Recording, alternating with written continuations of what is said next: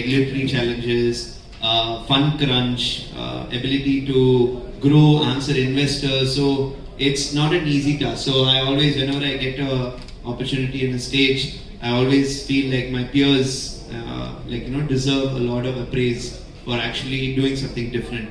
But now, for a short, I wouldn't say commercial break, but I think that it's high time that we hear from one of the actual beneficiaries. Usually when it comes to any of these conferences and conclaves, summits, webinars, seminars, we talk about industry, we talk about how the industry has great potential, we talk about challenges in the industry and what are the solutions. But you never actually hear from a person who is a direct beneficiary of a particular technology and who is essentially a interjection between the government schemes as well as what private startups actually aim to provide.